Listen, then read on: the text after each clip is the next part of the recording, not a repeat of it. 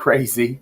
Yes. Good afternoon, Benton Harbor. Let me get it ready, studio mode. Good afternoon, good afternoon, good afternoon. And hello to you, Chief Abrams. Sir, how are you doing? Chief, it's been a trying week, and I'm sure you have the. It's been the same for you. It's been kind of crazy. It has been hugely. And I'm right now feel like a chicken with my head cut off because I'm trying to get ready for the show. I had the AG's office here who just left on the case. I was getting a phone call from somebody who's trying to reach me this morning, get briefings, and then like I said, you came on and we just hit the button. Just hit the button, and we just gonna pull the trigger and go. So, good morning, Ben Harbor. Afternoon, I should say. Today's September 25th, 2025. We'll chat with the chief with Chief Greg Abrams from Benton Township Police Department and myself, Director McGinnis from Benton Harbor Department of Public Safety. We're here on here for another week of chat with the chief. It's been a busy week. It's been a busy everything. Uh, Chief, just how you been, and then what's been going on over there in the township side. Well, we finally got the car show off the ground, and let me tell you, it was for the first car show. It was a great success. We had probably 50 of some of the nicest cars I've seen in the area, and we had food trucks. I had live music, Johnny Edwards, and that man sung his butt off.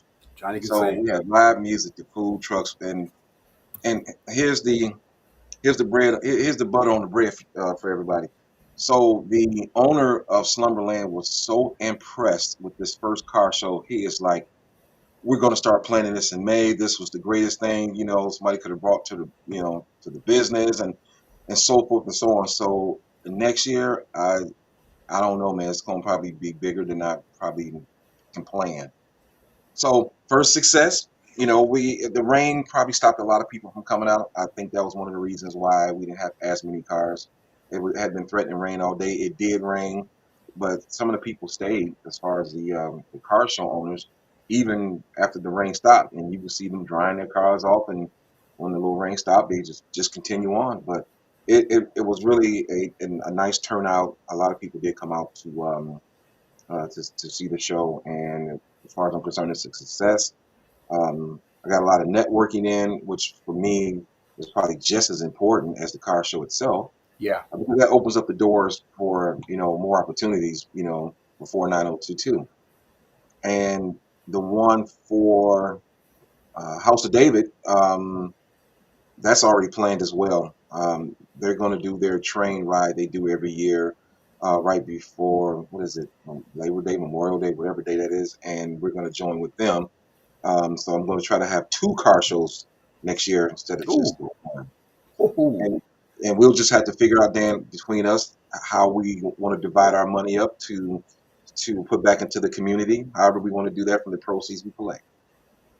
That's outstanding. Yeah. So, about approximately how many people you think kind of came in and frequented the event? I think we probably had about maybe 150 people that came in and sat down and watched, listened to the music. We had the La Machicano food truck there. We had Veterans Barbecue there. Rib Tips was off the chain. So we had quite a few truck vendors. I had people vendors who came in and say, "Hey, why you didn't call us? We would have loved to have joined, the show." Most of the problem was that I did pull the trigger kind of quick, but that's kind of by design, being my first one, just to see how much interest will be generated there, and it worked. So I'm ready for the next one. I'm ready to go already. So it's good because you got that the one first one under your belt, so you know what was worked well, what kind of things we can improve on. Yes, I know that Slumberland was going to enjoy that because you got all these eyes in their parking lot. I'm quite sure they had people going there looking at furniture. they did. So yeah, it did rain, and Saturday was kind of icky and Mhm. kind of crazy, kind of for me. But that's tremendous, man. That's absolutely tremendous doing something like that. And yeah, that's I think two is going to be definitely ambitious, But I think once you get your system down, I guess it'll work. I want to. I got to talk to you because I want to do a cruise through the city for the next one. And Well, I if we figure get if we start in May, planning this, we can get it done. yeah, yeah, and that's the main thing, the time frame. So you think about keeping it like in September next year also? Yep, I am. Okay, well, good man. You are definitely stressed out. Oh, The I week leading was, up man. to it, man. 'Cause it's a lot of moving parts to these events. It is a lot of moving parts. People come and just kind of show up and enjoy whatever it is, but man, there's so many moving parts inside. National Night Out, car shows, all those Yeah, things take a lot. So I did good. have great donors. So I had Gates Towing donated, Zilke's Towing donated, Roger Lang Security Services donated security for me. Um, gosh, who am I missing? Jeff's Towing. I mean, all these guys donated funds to help me get this thing off the ground and going. So it worked real well. Outstanding. What's going So on your plate? You got a lot oh going on, Chief. oh my goodness. So yeah, city was hot the last couple of weeks. I'll just kind of give you guys kind of brief kind of description of what happened last couple of weeks.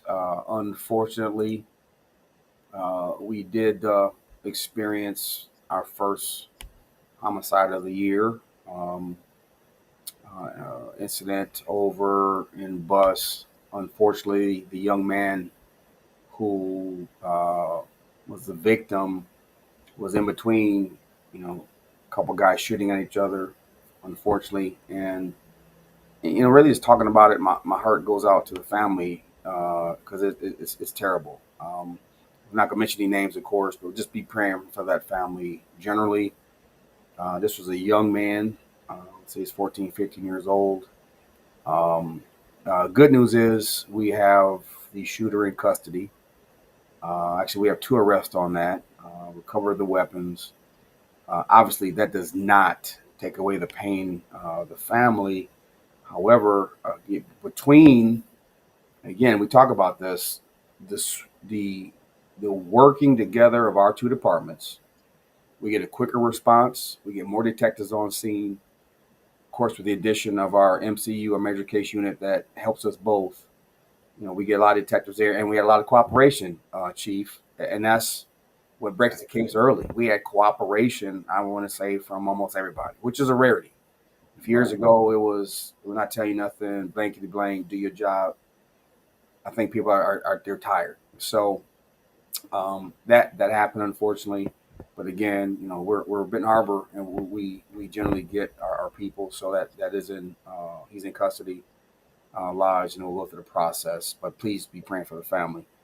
Then a night or two ago, we also had a major incident in relation to a house fire. Happened on 400 block of Broadway, upstairs apartment. We arrived on scene, and people actually were literally jumping out of the window to get away from the Um, heat. And here's one thing I will put out as a safety tip for anyone who might find themselves in a situation like that. If you're in your bedroom and there's heat or smoke outside your door, best thing to do is close your door. Now, that's easy to say, but if you have not been in a situation where it's smoky, it's hot, it's maybe dark, you're starting to cough, a lot of times people perish because they panic. But if there's a smoke and you happen to be maybe trapped inside upstairs, close your door. That'll do a couple things. One, it'll shield you from the heat and smoke coming from its origin in the house, and serve as a barrier. And then two, it gives you some time to kind of gather your thoughts and ultimately help us to get a rescue plan outside through your window. So again, we have great response. We put it out. We of course we have automatic aid with St. Joe and Benton Township, plus I think Lincoln Township. So we have on fires more firemen on scene than actually is the actual national standard. So that's good. The standard is basically four, two in, two out. We're Wow, using, that's it. yeah, that's just the bare minimum. Wow. So yeah, that happened. Additionally, I was scrambling because I had a visitor here from the Attorney General's office, and let me kind of talk about that. That doesn't come up much. So the AG's office has what's called a conviction integrity unit, and there's detectives that work for the AG's office, where somebody in prison or whatever might make a complaint about their case. They might feel they're falsely arrested, falsely convicted, or whatever. And then the AG's office, if they take the case up, they'll contact the agency and request all the information to do a review. So I've actually had two of those here, and we work really well with the AG's office. Their investigators are generally retired Detroit cops. I'm gonna tell you, man, Detroit detectives are phenomenal. Really? Yeah. So we out of transparency and fairness, we lot of cops or agencies kind of get defensive because they think you're trying to question their integrity and their investigation. These guys are just doing their job. So, as some may know, the first one that came through, actually, the guy that we had in prison was exonerated because come to find out that one of the witnesses lied on the witness stand and all the statements that they gave us. So he was released. This one particular one is one that I requested uh, because the questions kind of keep coming out. You got these so-called like YouTube sleuths online that contact us that want to do stories. So I'm like, you know what? I got some guys that I trust. Let them take a look at that. Third set of eyes, and they started that process. So he kind of came down. He was in the area. He kind of popped in like right before we got on. He just left. So yeah, those are some things that kind of happened in the back that a lot of people don't kind of know about. And if there's some exculpatory evidence that was not presented during the course of the investigation, and this is like 20 some years ago, then that is what it is, and it's all about truth, justice, and fairness. And unfortunately, the first gentleman spent time in prison because the victim was not truthful. And one of the things, the last thing I'll say on that, Chief, is people have to understand that when we talk to people, if they give us, say, 10 or 20% of the truth, for us as police, that's 100% of the truth of what we have. Meaning, if we only get a certain portion, that's all we have to work with. That's why it's so important. You've heard us talk about this last year plus on Chat with the Chief about cooperating, helping with investigations, and make sure justice is done properly. So that was just today and Wow. this week. So that's what's going on here. Um, last thing I will say, we received two federal grants in the amount of about $250,000 for fire gear and equipment. So we continue Nice. to be the preeminent fire department in. My goal was Southwest Michigan. Now we're pushing to Michigan because we have people who come to us for training from all around the state of Michigan, as well as the country. Benton Harbor Fire Service, as part of our public safety department, is not only state recognized and renowned, but also nationally. And the last thing I'll say about that is the next fire book that is written that all students across the country have to use for fire school, we will be in that book. That's my Now plan. that's groundbreaking right there. That is great. Yeah. Putting us on the map, keeping us on the map. Yes. So that's a lot. That's a very condensed, concentrated update for the week, Benton Harbor. But that's what we had going on in the city. So, uh, what about you, Chief, over in Township? Well, once again, I'm scrambling because I not only have a lien audit I'm preparing for, um, but Ooh, I have an MCOS audit that's right next to it.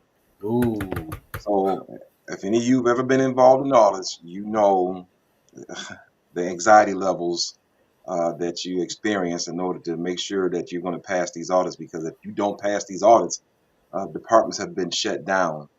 So making sure all the training is in order, making sure all the paperwork was done right, making sure we're up to standard on new policies and procedure. It is the worst paperwork headache you ever want to deal with. But you've been through it, Chief, so I know you know. It's awful. It, It's it is awful. awful. So just for the citizens to let you know what we're talking about. So police departments, it's kind of funny because you have kind of like the anti-police rhetoric. The police departments and officers are highly, highly regulated by our licensing agency. For example, us MCOs, the Michigan Commission on Law Enforcement Standards. So there's a lot of things that we have to do. The newest thing they added is mandatory continuing education training that we have. This year we have to do 24 hours. But as far as audits, we get audited every, was it 2 years? Every 2 two years. years for LEAN, which is our Law Enforcement Information Network. That's everything that we have that connects to the state of Michigan and the feds as far as information that comes upon the computers. So when we run your name, a lot of people they understand or remember, hey, I'm single 30 or I got 31. So the state comes in every 2 years and audits the police department from top to bottom as far as their handling of sensitive data and information in relation to our contact with citizens. And you can get in deep, deep trouble if you don't pass that audit or there's certain things that are huge red flags to them. So that's every couple years. Now, a new thing that's happened with MCOs, again, that's our licensing and regulatory agency in the state of Michigan for police work.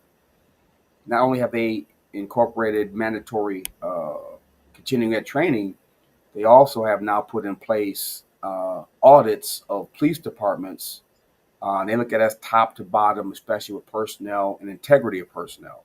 Now, I'm going to say this is long overdue, long overdue. We should have had these things in place 20 years ago. So, you got some agencies, it's a headache, but if you are transparent, you're handling your business, you have nothing to hide, you should have no problem being audited. So, and the thing is with MCOs, with the lean audit, you know when it's going to be. MCOs, it's a random set, and they're auditing this first year 10% of the state. You don't know if you're in that 10% or not. So those are things that we have to go through that maintain a level of standard for our technology as well as officers. So that's what Chief Abrams is talking about: the MCOs audit and the biannually lean audit. Yeah, and if your ducks are not in a row, I mean, I've seen officers fired because of their misuse of lean. Um, Yes. Policies are not in order, things like that. It's time consuming. It's high anxiety level type of an audit, but it has to be done. And most of the time, most agencies throughout the year, keep up as best they can with new policies and making sure the content of their officers' personnel files are kept up to date and their training is kept up to date. So, these things, if you drop the ball on any of them, you can be dinged for it. And this being my first one for either MCOs or lean, it's going to be, I don't know, it should be quite the surprise of how things are going to work out. I've never been through one. It's my first one. Oh, is it? So I'm coming after the prior chief. So whatever the prior chief has set in place for the audits, I don't think much has changed. So I just need to make sure that we're up to date currently on everything as far as policies and lean updates. Okay. I can give it you offline to make sure you got the little nuances in order. So one of the things, like worst case scenario that can happen to an agency is that you can be decertified. So if you have an egregious enough lien violation, you could be decertified. MCOs could decertify you as an agency, which means you can't operate as an agency. Um, that rarely happens, but there have been officers who have been decertified because of egregious violations. So, for example, we just can't use our tools for personal reasons. Like I meet a girl, I want to see if she got good credit or she got any warrants. That is an absolute no-no. You will be kicked out, decertified, and actually probably charged. Yeah, So for us on the lean side, those are misdemeanors. yeah, it is. So at minimum, you get a misdemeanor. At worst, you can have your agency decertified. So again, police are highly regulated. A lot of people don't really realize that, but we are. So Yep, we have people watching us too, very yeah, closely, like, licensing, everything that goes along with it. okay. What else you know good over there, sir? You got any? Really, it's been all about the paperwork this week. It's been about gathering my information and trying to make sure I pass this audit. I know my guys are out there. We've seen an influx in accidents, especially at the Highland and MLK intersection, and we don't know why. So I'm actually looking into trying to get a more vibrant style of stop sign to put at that location. And I've seen those stop signs that have the red LEDs around. They flash pretty much at night. They're ran by solar, but they're nice and bright. So, oncoming traffic will see that sign way before they get there, several hundred feet maybe, and know that, hey, this is a stop sign, I have to stop. I don't know if these were people who weren't paying attention, on their phones, distracted driving, high on smoking weed, and just the reaction time was just wasn't there anymore. People don't understand that smoke marijuana, especially in your car, it's just like drinking. Your reaction time is going to go down. It's Yeah. going to be bad, and and it can also alter your judgment of oncoming vehicles. You might think of vehicles traveling at you, if maybe 40 miles an hour, that vehicle could be actually traveling at you at 60 miles an hour, but you can't judge that because you're high. And you're like, oh, I can make it across that intersection. No, you couldn't, and I think a lot of that's going on as well. So, Chief, Also, yes, oh, go sir. ahead. No, go ahead. Finish what you were going to say. The I-94 project. So MDOT had their meeting here a couple of days ago. I wasn't sure if you had got in on that. But there's getting ready to be some serious road closures in 2026 because they're Oh, going to they're going to turn Empire and M139 there at that intersection. That's going to be turned into a roundabout. That whole section there where it splits from Fair to MLK. It's mm-hmm. going to end up being a two-way street. Yep.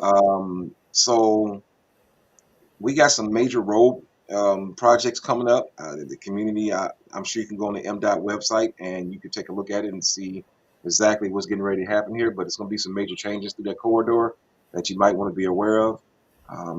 It's because it's definitely going to change your, the way you drive, in this community for a while. Yes. Yeah, I was not. I wasn't actually invited to that meeting, but I know it was happening. That's going to be interesting.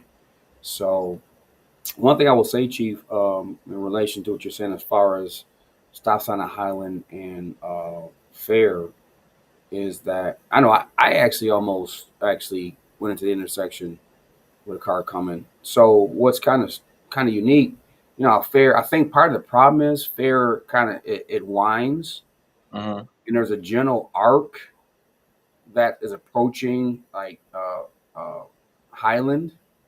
So I have kind of experienced that myself. Of course, I was paying attention, I was able to stop, but it's like with a car that's at a certain point in that arc of the street Hmm. kind of appears suddenly. Because that's what surprised me. Because obviously, if I'm driving westbound, the car is coming from my left. I'm looking left, and then it seemed like the car just kind of appeared.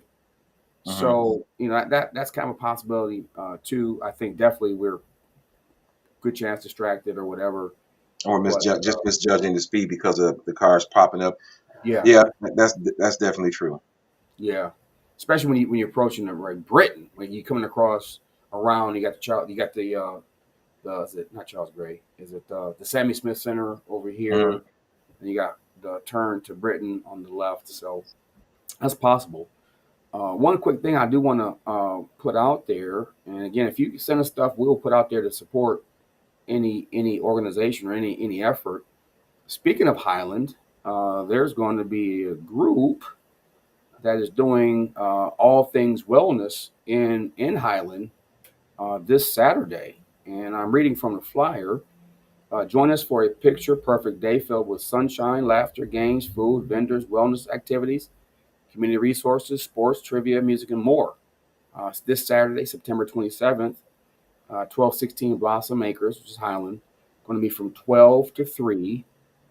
And to register as a resource or vendor volunteer, there's a number that you can contact there by email or by phone. So let's support our own. I don't think we talk about wellness enough in our communities.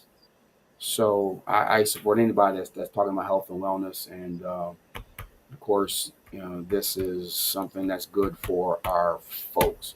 Again, if you have something out there, send it to us. We'll announce it on chat with the chief and try to support you the best that we can. So Um, Dan, I was also contacted by Trooper Dwayne Robinson, Lieutenant. So I guess next year they will be having their, um, I think it was tour with the troops where they come out and they set up and then you play basketball and I got the flyer. I think you're already aware of it that they do that. Um, Mr. Woodall, very welcome. That's a situation where Chief Smigelski helped out when we caught a guy stealing, more or less, and um, Chief Smiggs, who was Officer Smiggs for my department, but Chief Smiggs for Coloma, helped wrangle this guy and get him into custody. So, yeah, we try to catch our bad guys at all times as best we can. But in getting with that, we're talking about the that MSP Troopers tour where they come out and they interact with the community playing basketball. I'm not sure where they're going to be set up yet. Trooper Robinson just contacted me a couple of days ago, wanted me to contact you. I think he said you already knew about it before, but I know they plan on next year. We just don't know where yet.